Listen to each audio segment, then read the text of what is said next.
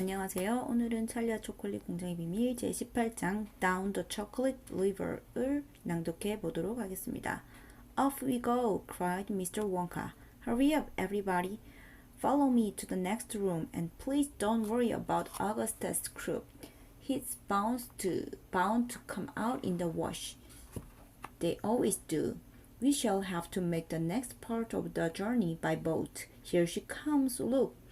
A steamy mist was rising up now from the great warm chocolate river, and out of the mist there appeared suddenly a most fantastic pink boat. It was a large open-row boat in a tall front and tall back, like a Viking boat of old, and it was of such a shining, sparkling, glistering pink color that the whole thing looked as though it were made of bright pink glass. There were many oars on either side of it, and as the boat came closer, the watchers on the river bank could see that the oars were being pulled by masses of Oompa Loompas, at least 10 of them to each oar. "This is my private yacht," cried Mr. Wonka, beaming with pleasure. "I made her by hollowing out an enormous boiled sweet. Isn't she beautiful? See how she comes cutting through the river." The gleaming pink boiled sweet boat glided up to the river bank. 100 Oompa Loompas rested on their oars and stared up at the visitors. Then suddenly, for some reason best known to themselves, they all burst into a shriek of laughter. "What's so funny?" asked Violet Burglard. "Oh, don't worry about them," cried Mr. Wonka. "They're always laughing. They think everything's a closer joke. Jump into the boat, all of you. Come on, hurry up." As soon as everyone was safely in, the Oompa Loompas pushed the boat away from the bank and began to row swiftly down the river. "Hey there, Mike TV!" shouted Mr. Wonka. "Please do not lick the boat with your tongue. It'll only make it sticky." "Daddy," said Bulbasaur, "I want a boat like this. I want you to buy me a big pink boiled sweet boat, exactly like Mr. Wonka's. And I want lots of Oompa Loompas to row me about. And I want a chocolate river. And I want. "You want a good kick in the pants," whispered Grandpa Joe to Charlie. The old man was sitting in the back of the boat, and little Charlie Bucket was right beside him. Charlie was holding tightly onto his grandfather's bony old hand. He was in a whirl of excitement. Everything that he had seen so far, the great chocolate river, the waterfall, the huge sucking pipe, the candy meadows of Oompa Loompas, the beautiful pink boat, and most of all, Mr. Willy Wonka himself, had been so astonishing that he began to wonder whether there could possibly be any more astonishment left. Where were they going now? What were they going to see? And what in the world was going to happen in the next room? "Isn't it marvelous?" said Grandpa Joe, grinning at Charlie. Charlie nodded and smiled up at the old man. Suddenly, Mr. Wonka, who was sitting on Charlie's other side, reached down in the bottom of the boat, picked up a large mug, dipped it into the river, filled it with chocolate, and handed it to Charlie. "Drink this," he said. "It'll do you good. You look starved to death." Then Mr. Wonka filled a second mug and gave it to Grandpa Joe. "You too," he said. "You look like a skeleton. What's the matter? Hasn't there been anything to eat in your house lately?" "Not much," said Grandpa Joe.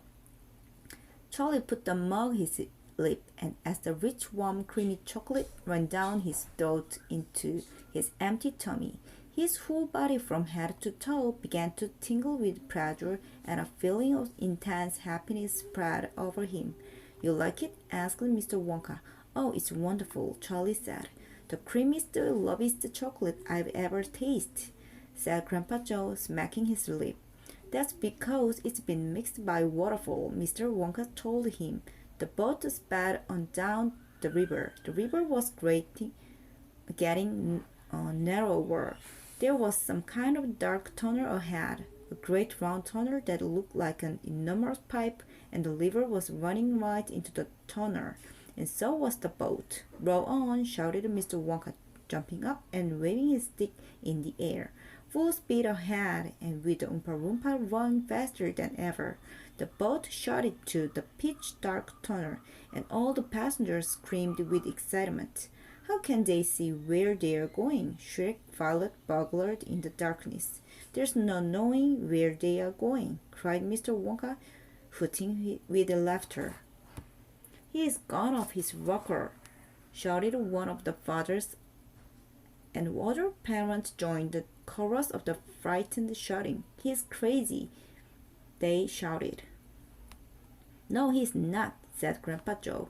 Switch on the light, shouted Mr. Wonka, and suddenly on came the light, and the whole tunnel was brilliantly lit up, and Charlie could see that they were indeed inside a gigantic pipe, and the great upward curving wall of the pipe were pure white and spotlessly clean. The river of chocolate was flowing very fast inside the pipe, and the Oompa Loompa were all rowing like crazy, and the boat was rocketing along at a furious pace. Mr. Wonka was jumping up and down in the bank of the boat and calling to the rower to row faster and faster still.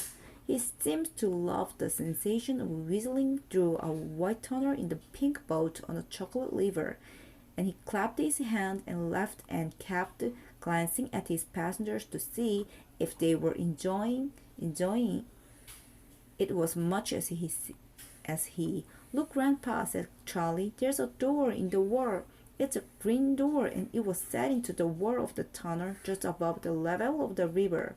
As they flashed past it, there was just enough time to read the writing on the door. Storeroom number 54, it said. All the creams, dairy cream, whipped cream, vanilla cream, coffee cream, pineapple cream, vanilla cream, and hair cream. Hair cream, cried Mike TV. You don't use hair cream.